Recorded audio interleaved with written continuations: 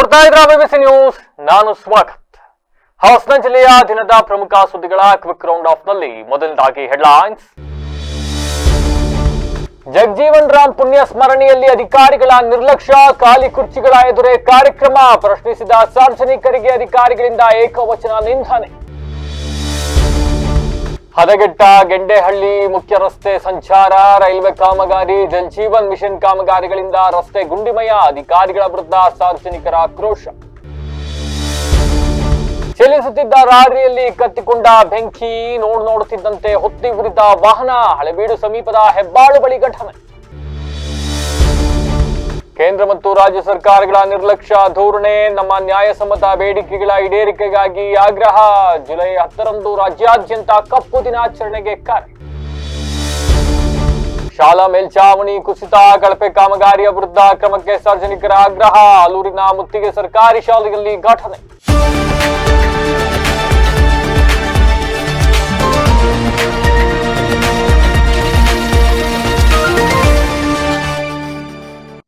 ವಾರ್ತೆಗಳ ವಿವರ. ಹಾಸನದ ಜಿಲ್ಲಾ ಸಮಾಜ ಕಲ್ಯಾಣ ಇಲಾಖೆ ವತಿಯಿಂದ ಹಾಸನ ನಗರದ ಅಂಬೇಡ್ಕರ್ ಭವನದಲ್ಲಿ ಆಯೋಜಿಸಲಾಗಿದ್ದಂತಹ ಹಸಿರು ಕ್ರಾಂತಿಯ ಹರಿಕಾರ ಮಾಜಿ ಉಪ ಪ್ರಧಾನಿ ಡಾಕ್ಟರ್ ಬಾಬು ಜಗಜೀವನ್ ರಾಮ್ ಅವರ 40ನೇ ವರ್ಷದ ಪುಣ್ಯ ಸ್ಮರಣೆ ಕಾರ್ಯಕ್ರಮವು ಅಧಿಕಾರಿಗಳ ನಿರ್ಲಕ್ಷ್ಯಕ್ಕೆ ಸಾಕ್ಷಿಯಾಗಿತ್ತು. ದೇಶದ ಹಿರಿಯ ನಾಯಕರ ಪುಣ್ಯ ಸ್ಮರಣೆ ಕಾರ್ಯಕ್ರಮವು ಕೇವಲ ಖಾಲಿ ಕುರ್ಚಿಗಳ ಸಮ್ಮುಖದಲ್ಲಿ ನೆರವೇರಿರ್ತಕ್ಕಂಥದ್ದು ಸಾರ್ವಜನಿಕರ ತೀವ್ರ ಆಕ್ರೋಶಕ್ಕೆ ಕಾರಣವಾಯಿತು. ಸಮಾಜ ಕಲ್ಯಾಣ ಇಲಾಖೆಯು ಅತ್ಯಂತ ಬೇಜವಾಬ್ದಾರಿತನದಿಂದ ಕಾರ್ಯಕ್ರಮವನ್ನು ಆಯೋಜಿಸಿದ್ದು, ಪುಷ್ಪಾರ್ಚನೆ ವೇಳೆ ಭವನದಲ್ಲಿ ಬಹುತೇಕ ಕುರ್ಚಿಗಳು ಖಾಲಿ ಇದ್ದವು. ಕಾರ್ಯಕ್ರಮದಲ್ಲಿ ಸಮಾಜ ಕಲ್ಯಾಣ ಇಲಾಖೆಯ ಕಚೇರಿ ಸಿಬ್ಬಂದಿಗಳು ಹಾಗೂ ಹಾಸ್ಟೆಲ್ ಸಿಬ್ಬಂದಿಗಳನ್ನ ಬಿಟ್ರೆ ಬೇರೆ ಯಾವುದೇ ಇಲಾಖೆ ಅಧಿಕಾರಿಗಳಾಗಲಿ ಅಥವಾ ಸಾರ್ವಜನಿಕರಾಗಲಿ ಅಂಡ್ ಮುಖಂಡರುಗಳಾಗ್ಲಿ ಸಂಘಟನೆಗಳು ಯಾರು ಕೂಡ ಇರಲಿಲ್ಲ. ಕಾರ್ಯಕ್ರಮಕ್ಕೆ ಮುಖ್ಯ ಅತಿಥಿಯಾಗಿ ಅಪರ ಜಿಲ್ಲಾಧಿಕಾರಿ ಕೃಷ್ಣಮೂರ್ತಿ ಅವರು ಭಾಗವಹಿಸಿದ್ರು. ಅಂಡ್ ಕಾರ್ಯಕ್ರಮದ ನಿರ್ಲಕ್ಷ್ಯ ಮತ್ತೆ ಖಾಲಿ ಕುರ್ಚಿಗಳನ್ನ ಕಂಡು ಅಲ್ಲಿದ್ದ ಕೆಲ ಸಾರ್ವಜನಿಕರು ಹಾಗೂ ಕೆಲ ಮುಖಂಡರುಗಳು ಸಮಾಜ ಕಲ್ಯಾಣ ಇಲಾಖೆಯ ಅಧಿಕಾರಿಗಳನ್ನ ಪ್ರಶ್ನೆ ಮಾಡಿದ್ದಾರೆ. ಈ ವೇಳೆ ಸಮಾಜ ಕಲ್ಯಾಣ ಇಲಾಖೆಯ ಉಪನಿರ್ದೇಶಕರಾದ ದೂತ್ಪೀರ್ ಅವರು ತಪ್ಪು ಒಪ್ಕೊಳ್ಳೋ ಬದಲಾಗಿ ಅಪರ ಜಿಲ್ಲಾಧಿಕಾರಿಗಳ ಎದುರೇ ಇಲ್ರಿ ನಾವು ಕೆಲಸ ನಾವು ಮಾಡ್ತೀವಿ, ಅದು ಬರ್ದವ್ರು ನಾವೇನ್ ಮಾಡಕ್ಕಾಗತ್ತೆ ಅಂತ ಉದ್ದಟತನದ ವರ್ತನೆಯನ್ನ ತೋರಿಸಿರ್ತಕ್ಕಂಥದ್ದು. ಅಂಡ್ ಅವರ ಈ ವರ್ತನೆಗೆ ಸ್ಥಳದಲ್ಲಿದ್ದ ಸಾರ್ವಜನಿಕರು ತೀವ್ರ ಆಕ್ಷೇಪವನ್ನು ವ್ಯಕ್ತಪಡಿಸಿದ್ದಾರೆ. ಇನ್ನು ಪರಿಸ್ಥಿತಿಯನ್ನ ತಿಳಿಗೊಳಿಸಿದ ಅಪರ ಜಿಲ್ಲಾಧಿಕಾರಿ ಕೃಷ್ಣಮೂರ್ತಿ ಅವರು ಮುಂದಿನ ದಿನಗಳಲ್ಲಿ ಮಹಾಪುರುಷರ ಕಾರ್ಯಕ್ರಮಗಳಲ್ಲಿ ಇಂತಹ ನಿರ್ಲಕ್ಷ್ಯ ಲೋಪ ಆಗದಂತೆ ಕ್ರಮ ಕೈಗೊಳ್ಳಬೇಕು ಅಂತ ಅಧಿಕಾರಿಗಳಿಗೆ ಖಡಕ್ ಸೂಚನೆಯನ್ನ ನೀಡಿದರು. ಒಂದು ಪ್ರಶ್ನೆ ಇದೆ ಸರ್, ಡಿಡಿ ಸಾಹೇಬರಿಗೆ ದಯಮಾಡಿ ನಿಮ್ಮ ಮುಂದೆ ಈ ಕಾರ್ಯಕ್ರಮ ಆಯೋಜನೆ ಮಾಡಿರೋದು ಯಾರಿಗೋಸ್ಕರ, ಯಾರಿಗೆ ಇಂಟಿಮೇಷನ್ ಮಾಡಿದ್ರಿ ಅಂತ ಸ್ವಲ್ಪ ಡಿಡಿ ಸಾಹೇಬ್ರ ಮುಂದೆ ಹೇಳ್ಬಿಡಿ ಸರ್ ದಯಮಾಡಿ. ಎಲ್ಲ ಸಂಘಟನೆಗಳು ಯಾರಿಗೆ ಯಾರು ಬಂದ್ರೆ ತಿಪ್ಪೇಸ್ವಾಮಿ ಅವ್ರು ನೀವೆಲ್ಲ ಬಂದ್ರೆ ಹೇಳೋದು, ಯಾರು ಹೇಳೋದು ನೋಡಿದ್ ಏನಿದೆ ಹೇಳಿ ಸರ್, ಎಲ್ಲಿ ಯಾರಿಗೆ ಮಾಡಿದೀರಾ, ಯಾವ ವಾಟ್ಸಪ್ ಅಲ್ಲಿ ಇರಿ, ಯಾಕ್ರಿ ಒಂದ್ ನಿಮಿಷ ಪ್ರಶ್ನೆ ಮಾಡಬಾರ್ದ ನಾವು, ಅಲ್ಲ ಮಾಡ್ಬೇಕು, ಇದೇನಿದು ನಿಮ್ಮ ಆಫೀಸ್ ಸ್ಟಾಫ್ಗಳು ವಾರ್ಡನ್ಸ್ಗಳು 4 ಜನ ಇವ್ರು ಯಾವಾಗ ಹೇಳ್ತೀರಾ ಸರ್, ಎಲ್ಲಿ ಹೇಳ್ತೀರಾ ನೀವು? ಇಲ್ಲಿಗೆ ಬಂದ್ಬಿಟ್ಟು ಸಾಹೇಬ್ರಿಗೆ ಇಲ್ಲೇ ಫೋನ್ ಮಾಡಿದ್ರೆ ಹೊರತು ನೀವೇನ್ ಇಂಟಿಮೇಷನ್ ಮಾಡಿಲ್ಲ. ಯಾರಿಗೆ ಹೇಳಿದಿರಾ ಫೋನ್ ಮಾಡಿದ, ಯಾರ್ಯಾರಿಗೆ ಹೇಳಿದಿರಾ? ನೋಡುವಂತೆಲ್ಲ ಮಾತಾಡ್ಬೇಡಿ, ನೋಡುವಂತೆಲ್ಲ ಮಾತಾಡ್ಬೇಡಿ. ನಾನು ಹೇಳ್ತೇನೆ ನೀನು ಅಂತೆಲ್ಲ ಮಾತಾಡ್ಬೇಡ್ರಿ. ನೀವಂತ ಯಾಕ್ರಿ ಮಾತಾಡ್ತೀರಾ? ನೀವಂತ ಏನು ನೀವಂತ ಯಾಕೆ ಮಾತಾಡ್ತೀರಾ? ನೀವು ಯಾಕ್ರಿ ಮಾತಾಡ್ತೀರಾ? ನೀವಂತ ಯಾಕೆ ಮಾತಾಡ್ತೀರಾ? ಪ್ರತಿಯೊಬ್ಬರಿಗೂ ಹಾಕಿದ್ದೇನೆ. ಯಾರಿಗೆ ಹೇಳಿದ್ರೆ ನೀವೊಂದ್ ಸಾರಿ ಮಾತಾಡ್ತೀರಿ, ಏನ್ ಯಾವಾಗ್ಲೂ ಹಂಗೆ? ಯಾವಾಗ್ಲೂ ಇವೆಲ್ಲ ನಮ್ಮ ಹತ್ರ ಏನ್ ದುರಂಕಾರಗಳು ತೋರಿಸ್ಬೇಡಿ. ನೀನಂತ ಏನ್ ಹೇಳೋದು ನೀವು? ನೀವ್ಯಾರು ನನ್ನ ಪ್ರಶ್ನೆ ಮಾಡಕ್ಕೆ? ನೀನಂತ ಏನ್ ಹೇಳೋದು? ನೀನಂತ ನೀವ್ಯಾರು ಹೇಳಕ್ಕೆ? ಯಾರಿಗೆ ಹೇಳಿದಿರಾ? ಯಾರಿಗೆ ಹೇಳಿದಿರಾ? ಯಾವ ಗ್ರೂಪಲ್ಲಿ ಹೇಳಿದ್ರಿ ಸರ್? ಸಾರಿ ಸರ್, ಸಾರಿ. ಸ್ವತಃ ಮಾಡಿದ್ದೇನೆ ಸರ್. ಒಂದ್ ನಿಮಿಷ ಇರಿ, ಏನ್ ತಿಳ್ಕೊಂಡಿದ್ದೀರಾ? ಇಲ್ಲಿ ಯಾರಿದಾರ? ಒಂದ್ ನಿಮಿಷಪ್ಪ, ಒಂದ್ ನಿಮಿಷ. ಈಗ ಕೂಗೋದ್ರಿಂದ ಇದಾಗಲ್ಲ, ಒಂದ್ ನಿಮಿಷ ಮಾತಾಡಬಾರ್ದು, ಸುಮ್ಮನೆ ಇರಬೇಕು. ಕೂಗೋದ್ರಿಂದ ಏನಾಗಲ್ಲ. ಈಗ ಏನಾಗಿದೆ, ಇಂಟಿಮೇಟ್ ಮಾಡಿದಾರ ಅಂತ ಅವ್ರು ಹೇಳ್ತಿದ್ದಾರೆ, ತಾವು ಇಂಟಿಮೇಟ್ ಮಾಡಿಲ್ಲ ಅಂತ ಹೇಳ್ತಿದ್ದಾರೆ. ಪ್ಲೀಸ್ ನಾನು ನೋಡ್ತೀನಿ, ಇನ್ನು ಈ ತರ ಆಗದಾಗೆ ನೋಡ್ತೀನಿ. ನಾನು ಈಗ ಮೊನ್ನೆ ಬಂದಿದ್ದೀನಿ. ಪ್ಲೀಸ್ ಕಲೆಕ್ಟಿವ್ ಮಾಡುವ, ಪ್ಲೀಸ್ ಆ ವಿಚಾರದಲ್ಲಿ ನಮ್ದು ಕಾಂಪ್ರಮೈಸ್ ಇಲ್ಲ. ಒಬ್ಬ ಮಹಾನ್ ನಾಯಕ, ಅವ್ರಿಗೆ ಏನ್ ಕೊಡ್ಬೇಕು ಗೌರವ ಕೊಡ್ಬೇಕು. ಬರ್ತಾರೋ ಅವರು ಅವ್ರದಾಗೆ ಮಾಡಿರ್ತಾರೆ, ಇಂಟಿಮೇಷನ್ ಮಾಡಿದ್ದೀನಿ ಅಂತಾನೆ ಅಂತಾರೆ. ತಾವೇನು ಹೇಳ್ತಿದ್ದೀರಿ, ಇಂಟಿಮೇಷನ್ ಮಾಡಿಲ್ಲ ಅಂತ ಹೇಳ್ತಿದ್ದೀರಿ. ಪ್ಲೀಸ್ ಅದ್ರ ಬಗ್ಗೆ ನೋಡೋಣ. ನೆಕ್ಸ್ಟ್ ಈ ತರ ಆಗದ ಹಾಗೆ ನೋಡ್ಕೊಳ್ಳುವ. ಯಾಕಂದ್ರೆ ಈ ವಿಚಾರದಲ್ಲಿ ಮತ್ತೆ ಮತ್ತೊಂದು ನನ್ನ ಹಂಬಲ್ ರಿಕ್ವೆಸ್ಟ್, ನಾವು ಹಾಸನ ಜಿಲ್ಲೆಯ ಬೇಲೂರಿನಿಂದ ಗೆಂಡೆಹಳ್ಳಿ, ಮೂಡಿಗೆರೆ, ಮಂಗಳೂರು ಹಾಗೂ ಶೃಂಗೇರಿ ಸಂಪರ್ಕಿಸತಕ್ಕಂತ ಪ್ರಮುಖ ರಾಜ್ಯ ಹೆದ್ದಾರಿ ಇವತ್ತು ಗುಂಡಿಗಳ ರಸ್ತೆಯಾಗಿ ಮಾರ್ಪಟ್ಟಿದ್ದು, ವಾಹನ ಸವಾರರು ಹಾಗೂ ಸಾರ್ವಜನಿಕರು ಜೀವವನ್ನ ಕೈಯಲ್ಲಿ ಹಿಡಿದು ಸಂಚರಿಸಬೇಕಾಗಿದೆ. ಇತ್ತೀಚೆಗೆ ನಡೆದಿರತಕ್ಕಂತ ಬೇಲೂರು ಚಿಕ್ಕಮಗಳೂರು ರೈಲ್ವೆ ಮಾರ್ಗ ಕಾಮಗಾರಿಯ ಒಂದು ಭಾಗ, ಮತ್ತೊಂದು ಕಡೆ ಬೇರೆ ಬೇರೆ ಕಾಮಗಾರಿಗಳೆಲ್ಲ ನಡೀತಾ ಇದೆಯಂತೆ. ದಿನನಿತ್ಯ ಭಾರೀ ಪ್ರಮಾಣದಲ್ಲಿ ಓಡಾಡ್ತಾ ಇರತಕ್ಕಂತ ಅತಿಭಾರದ ಟಿಪ್ಪರ್ ಲಾರಿಗಳಿಂದ ರಸ್ತೆ ಸಂಪೂರ್ಣ ಹಾಳಾಗಿ ಹೋಗ್ಬಿಟ್ಟಿದೆ ಅಂತ ಸಾರ್ವಜನಿಕರು ಆರೋಪಿಸಿದ್ದಾರೆ. ರಸ್ತೆಯ ಹಲವೆಡೆ ಆಳವಾದ ಗುಂಡಿಗಳು ನಿರ್ಮಾಣವಾಗಿದ್ದು, ಮಳೆ ಬಂದಾಗ ಅವು ನೀರಿನಿಂದ ತುಂಬಿಕೊಂಡಿರ್ತವೆ. ಕಾರಣ ಎಷ್ಟು ಆಳ ಇದೆ ಅಂತ ಹೆಂಗ್ ನೋಡಕ್ಕಾಗುತ್ತೆ? ಬೈಕಲ್ ಬರ್ತಾ ಇರೋರು, ಕಾರಲ್ಲಿ ಬರ್ತಾ ಇರೋರು ಒಳಗಡೆ ಚಕ್ರ ಇಳಿಸ್ತಾರೆ, ಕೆಳಗಡೆ ಬೀಳ್ತಾ ಇದ್ದಾರೆ. ಇಂತಹ ಅಪಾಯಗಳು ನಿರಂತರವಾಗಿ ಹೆಚ್ಚಾಗ್ತಾ ಇದೆ.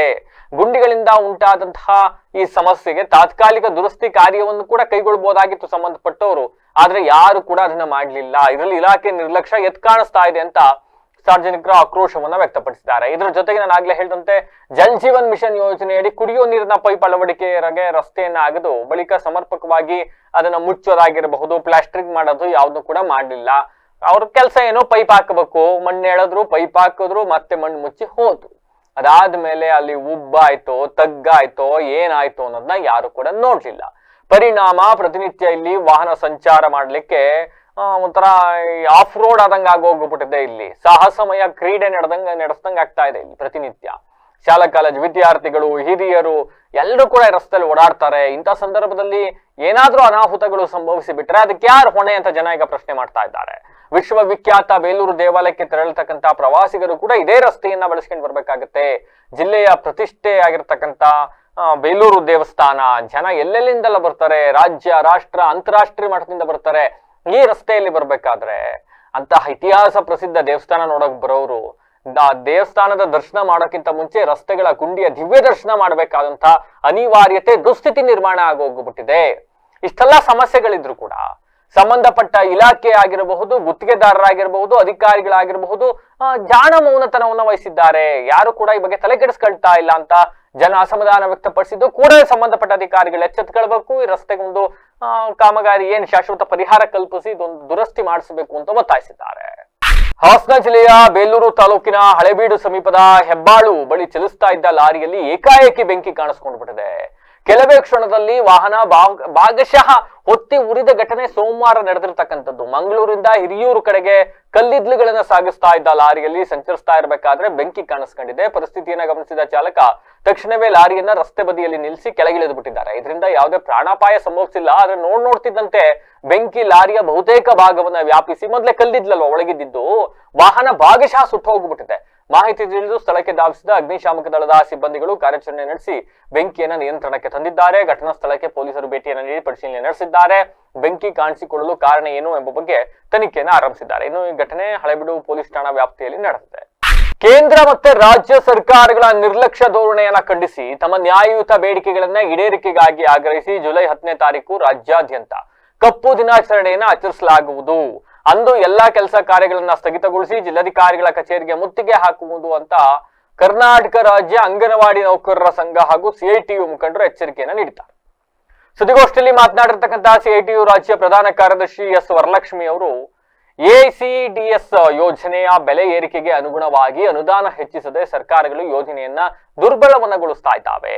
ನೂತನ ರಾಷ್ಟ್ರೀಯ ಶಿಕ್ಷಣ ನೀತಿಯಡಿ 3 ರಿಂದ 6 ವರ್ಷದ ಮಕ್ಕಳನ್ನ ಅಂಗನವಾಡಿಯಿಂದ ದೂರ ಇಟ್ಟು ಸರ್ಕಾರಿ ಶಾಲೆಗಳಲ್ಲಿ LKG UKG ಆರಂಭಿಸ್ತಾ ಇರತಕ್ಕಂಥದ್ದು ಅಂಗನವಾಡಿಗಳ ಅಸ್ತಿತ್ವಕ್ಕೆ ಧಕ್ಕೆಯನ್ನು ತರ್ತಾ ಇದೆ.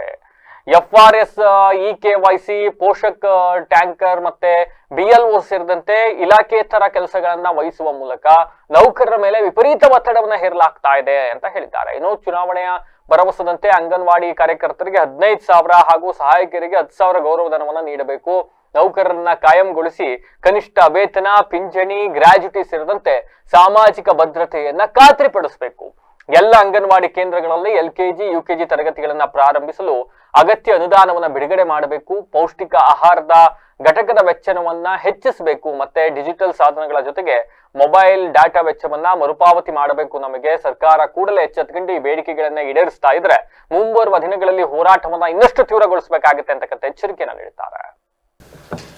ಜುಲೈ 10ನೇ ತಾರೀಕಿಗೆ ಇಡೀ ದೇಶಾದ್ಯಂತ ಬಿಸಿಯೂಟ, ಅಂಗನವಾಡಿ ನೌಕರರು ಮತ್ತು ಸ್ಕೀಮುಗಳಲ್ಲಿರ್ತಕ್ಕಂಥ ಬೇರೆ ಬೇರೆ ನೌಕರರು, ಮೇಜರ್ ನಮಗೆ ಇದೆರಡು ಸೆಕ್ಟರ್, ಆವತ್ತು ಕೆಲಸವನ್ನು ನಿಲ್ಲಿಸೋದ್ರ ಮುಖಾಂತರ ನಾವು ಈ ಮುಷ್ಕರವನ್ನು ನಡೆಸ್ತಾ ಇದ್ದೀವಿ.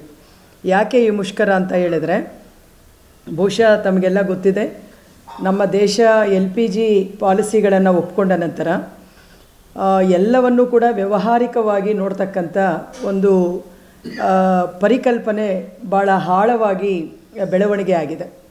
ಇದರ ಕಾರಣದಿಂದ ಕಲ್ಯಾಣ ಕಾರ್ಯಕ್ರಮಗಳು ಅನ್ನೋದೇನಿದೆ, ಈ ಕಲ್ಯಾಣ ಕಾರ್ಯಕ್ರಮಗಳನ್ನು ಬಿಟ್ಟು ಅನ್ನುವ ರೀತಿಯ ಒಂದು ವ್ಯಾಖ್ಯಾನಗಳನ್ನು ಕೊಡ್ತಾ ಅದನ್ನು ಬಲಗೊಳಿಸಲಾಗ್ತಾ ಇದೆ. ಆ ಬಲಗೊಳಿಸ್ತಾ ಇರುವಂಥ ಭಾಗವಾಗಿಯೇ ನಮ್ಮ ದೇಶದಲ್ಲಿದ್ದಂಥ ಯೋಜನಾ ಆಯೋಗವನ್ನು ಅಬಾಲಿಷನ್ ಮಾಡಿ ನೀತಿ ಆಯೋಗ ಅಂತ ಹೇಳಿ ತಂದರು. ಸೊ ನೀತಿ ಆಯೋಗ ಯಾವಾಗಲೂ ಕೂಡ ಡೈರೆಕ್ಷನ್ ಕೊಡುತ್ತೆ ಮತ್ತು ಅದನ್ನು ಹೆಂಗೆ ಸಕ್ಸೀಡ್ ಮಾಡಬೇಕು, ಅದಕ್ಕೆ ಬೇಕಾಗಿರ್ತಕ್ಕಂಥ ಹಣಕಾಸು ಸಂಪನ್ಮೂಲಗಳು ಈ ಥರದ್ದೆಲ್ಲವನ್ನು ಕೂಡ ಅದು ಮಾತಾಡೋದಿಲ್ಲ. ಸೊ ಇದರ ಭಾಗವಾಗಿಯೇ 2014ರಲ್ಲಿ ICDS, mid day meal, NHM, NRHM ಈ ಥರ ತುಂಬ ಸ್ಕೀಮ್ಗಳಿಗೆ ಕೊಡ್ತಾ ಇದ್ದಂಥ ಬಜೆಟನ್ನು 100%, 90% ಕೊಡ್ತಾ ಇರುವಂಥ ಬಜೆಟನ್ನು 60%ಗೆ ಇಳಿಸಿದ್ರು. ಆದರೆ ರಾಜ್ಯಗಳು ಕೂಡ 40%ನ್ನು ಕೊಡಬೇಕು ಅಂತ ಹೇಳಿ ಪ್ರತಿಪಾದನೆಯನ್ನು ಮಾಡಿದ್ರು. ಸೊ ಈಗ 60-40 ಈ ರೇಂಜಲ್ಲಿ ಎಲ್ಲ ಸ್ಕೀಮುಗಳು ಕೂಡ ಇವತ್ತು ರನ್ ಆಗ್ತಾ ಇದೆ ನಮ್ಮ ದೇಶದಲ್ಲಿ. ಸೊ ಇದರ ಭಾಗವಾಗಿ ಏನಾಗಿದೆ ಅಂತ ಹೇಳಿದರೆ, ಒಂದು ಕಡೆಯಲ್ಲಿ ರಾಜ್ಯ ಸರ್ಕಾರ, ಕೇಂದ್ರ ಸರ್ಕಾರ ಕೊಡಬೇಕು ಅನ್ನೋದು ಓಕೆ.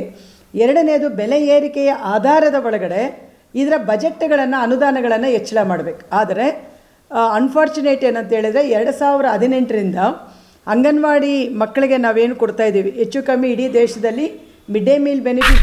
ಆಲೂರು ತಾಲೂಕಿನ ಹೊಸಕೋಟೆ ಹೋಬಳಿಯ ಕಾಡ್ಲೂರು ಕೊಪ್ಪಲು KBE ಮುತ್ತಿಗೆ ಸರ್ಕಾರಿ ಹಿರಿಯ ಪ್ರಾಥಮಿಕ ಶಾಲೆಯಲ್ಲಿ ಶಾಲಾ ಕಟ್ಟಡದ ಮೇಲೆ ಅಳವಡಿಸಿದ ಕಬ್ಬಿಣದ ಶೀಟ್ಗಳು ಗಾಳಿ ಮಳೆಯಿಂದ ಕುಸಿದು ಬಿದ್ದಿರ್ತಕ್ಕಂಥ ಘಟನೆ ನಡೆದಿರ್ತಕ್ಕಂಥದ್ದು.